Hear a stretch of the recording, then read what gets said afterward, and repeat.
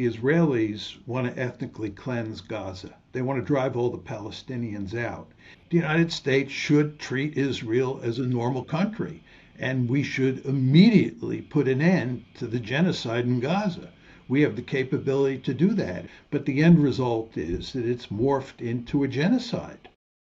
John Mearsheimer just revealed the toxic and evil nature of the U.S.-Israeli partnership, or alliance in quotation marks, and the worst and most disastrous ramifications of that as far as how it's manifesting in foreign policy right now, and how the U.S. should treat Israel like a normal country, withdrawing all aid. So let's get his take on that. Please like the video and subscribe to the channel.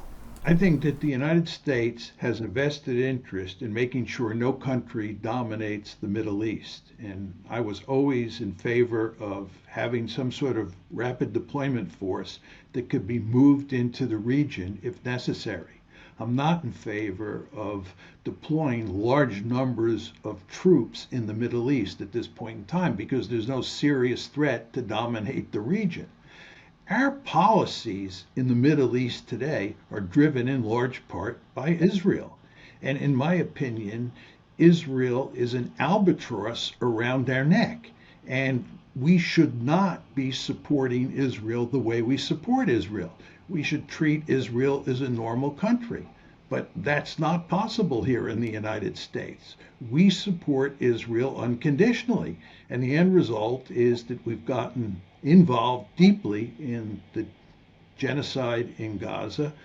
We have gotten involved in wars that Israel is waging in Syria, in Lebanon, and in Iran as well. And this is not in our national interest.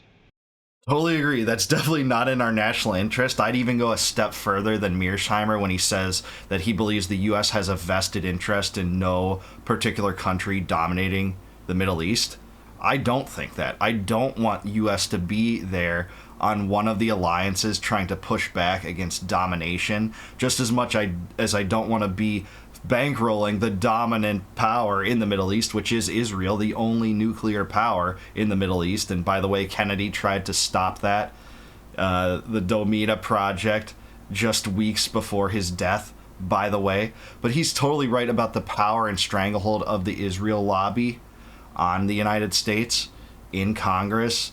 You know, the vast influence it has over this president and all presidents, more or less, for the most part, but this president in particular, surrounding himself with people like Marco Rubio and Mike Huckabee and Keith Kellogg. These people are classic Zionist neocons. We're not going to get headway in terms of foreign policy when the whole executive branch and the State Department is dominated by Zionists. But I think withdrawing all troops from the Middle East is the right thing to do, and he's totally right about Israel being an albatross around our neck.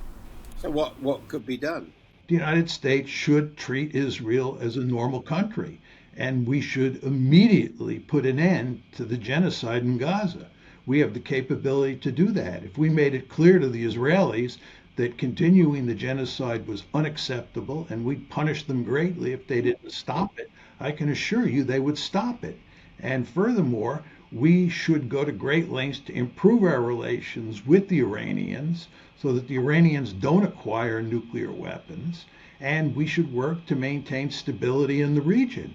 And the most difficult obstacle to stability in the region at this point in time is Israel, no other country. The idea that Iran is the great destabilizer in the Middle East, I think, is not a serious argument. It's Israel that is. Yeah, he's totally right. We should have better relations with Iran and not just bomb them on behalf of Netanyahu, who got the Trump administration to switch their negotiation tactic with Iran to try to create a new JCPOA, a new agreement that would force them under a specific threshold of uranium enrichment. They went from no nuclear program on the Steve Witkoff and Trump party of negotiators to suddenly no nuclear enrichment whatsoever. That was designed to be a non-starter, something that Iran could never agree to, having a nuclear energy program. And then they just decided to bomb Iran because of Netanyahu. Just think about that. Us, the superpower, the United States of America, who's bankrolling Israel, gave him $20 billion last year, is getting told what to do from that power we're giving billions of dollars to. And this year, I think the track record is that we'll spend about that on Israel. And, in years prior to that, we gave them about $4 billion a year, but it's senseless, it's vile, it's evil. It never serves the purposes of the taxpayer. It only serves the purposes of the Greater Israel Project under Netanyahu.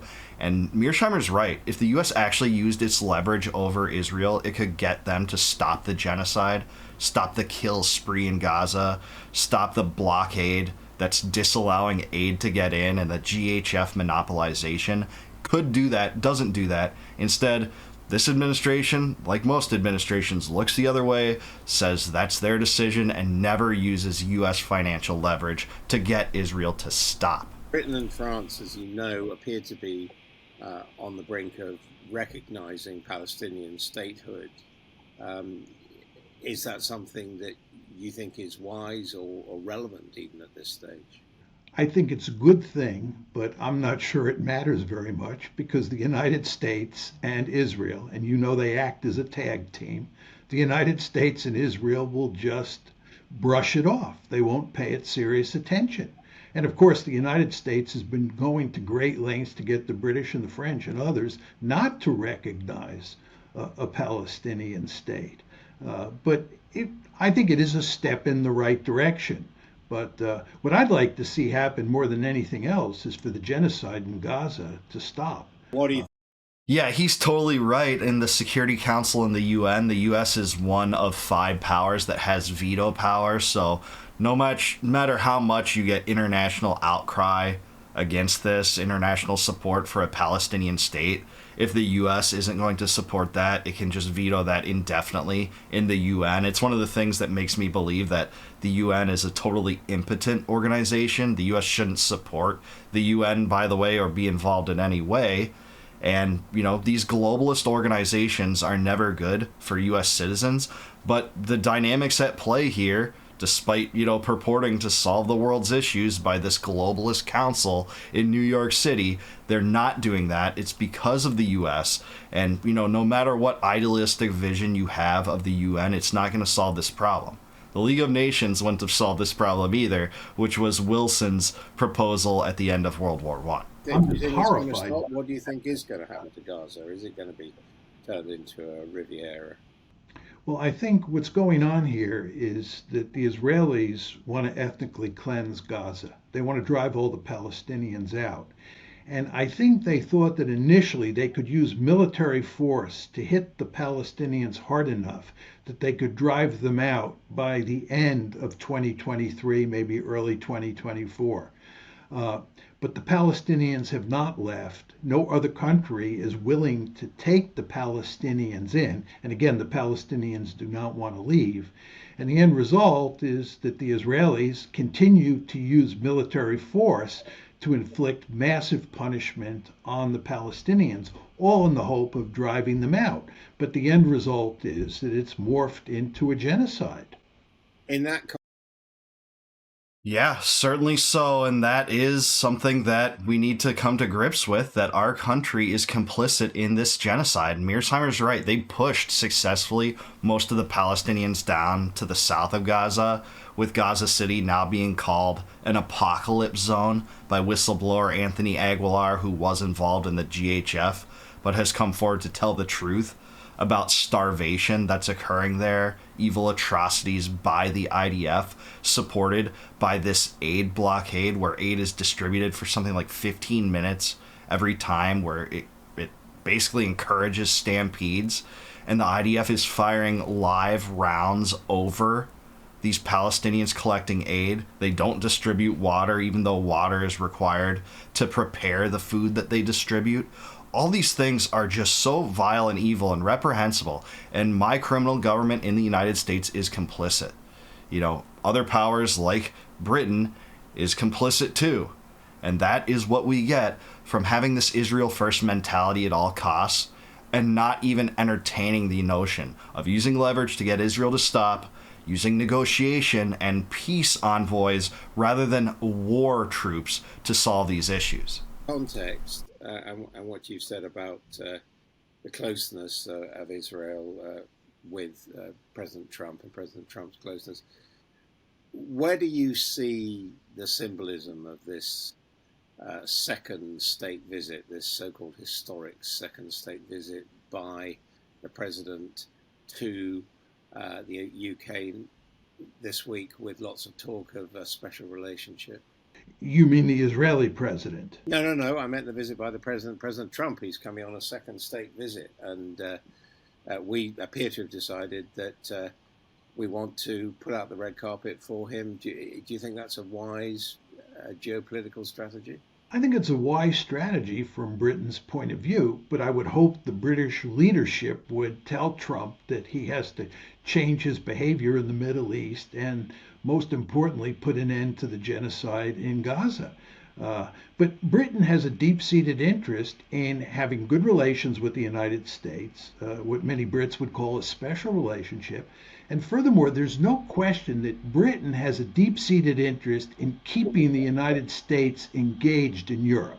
I believe that all European states have a deep-seated interest in keeping the American pacifier in place in Europe.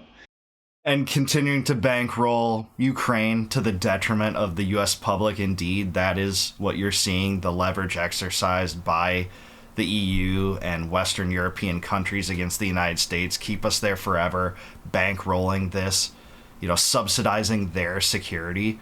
But what does that mean? That means that they're parasites of the U.S. taxpayer. And that's not something I want to support.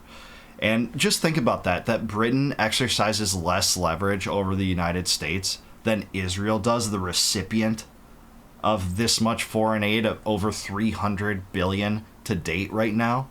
And what does that say about our society and our foreign policy, and which country actually has influence over our government? Sorry, it's not Russia, despite all the propaganda. It's Israel and Ukraine. But as I said to you before, the problem is that the United States has a deep-seated interest in getting out of Europe and pivoting to Asia. So I think all for the purposes of keeping the American pacifier in place, the British should roll out the red carpet for Donald Trump. But again, I hope the British leadership has the good sense to put pressure on President Trump, as much pressure as possible, to change his behavior towards Gaza and towards Israeli behavior in the Middle East more generally. Yeah, I hope that too. I'm not counting on it whatsoever. I'm not thinking that that's really a definitive possibility. If anything, the European powers allow the United States to call the shots with Israel. They don't intervene in any serious way to try to stop that. There is objections among the populace, and, stuff, basically empty suits like Keir Starmer and Merz and von der Leyen and Macron just allow the U.S. to do whatever it wants there. Not that they can dominate the U.S. militarily to try to stop it, but it doesn't seem like any diplomatic leverage is made over this administration, and that's not to absolve the wrongdoing of this administration and its Israel first toxic and evil mentality that's it's embraced, where even in Trump's first term, he signed on to Abraham Accords knowing that would inflame tensions with a lot of countries in the region. He moved the U.S. embassy to Jerusalem knowing that would inflame the tensions of people that want to seek out a Palestinian state. He tore up the JCPOA, pleasing Netanyahu immeasurably, because that took off from the table the pretext for Netanyahu to launch a regime change war, a regime change aim, and disposing of that, at least from the U.S. side. It still exists, and as it pertains to some of the other powers that signed on to the JCPOA, but that's what Netanyahu wants. And I don't think we've heard the end from Iran, and that they're seconds away from acquiring a nuke again, because that's what Netanyahu said my entire lifetime since I was a wee young lad who could barely speak. So that's where we're at. I agree with Mearsheimer. The U.S.-Israeli relationship is both toxic and evil, exemplifying the worst aspects of both of those terms in some way. And the real America First solution, the solution called for by Jefferson and Washington, was not to get into entangling alliances. It was peace, commerce, and honest friendship with all nations, entangling alliances with none. That is what we should embrace. But I don't think we'll have that as long as AIPAC controls Congress and rightly boasts that they control the voting patterns of 361 legislators. That's what we have to deal with, but I want to hear from you. Let me know down below. Is John Mearsheimer correct about this? Is the U.S.-Israeli relationship toxic? What's the best solution to it? Are we going to see an end to this in our lifetime with people shifting away toward unlimited support for Israel? Let me know in the comments down below. Please like this video, subscribe to the channel. Also subscribe to the Times. Thanks for this interview. And please consider becoming a YouTube member. If you click the join button below, you can help support my channel. And in return for that, I'll give you the gift of having access to all my videos before they go live to the general public on YouTube. And until I see you guys next time, no more war, no more debt, no more inflation, no more empire. Peace out, guys. Catch you in the next one.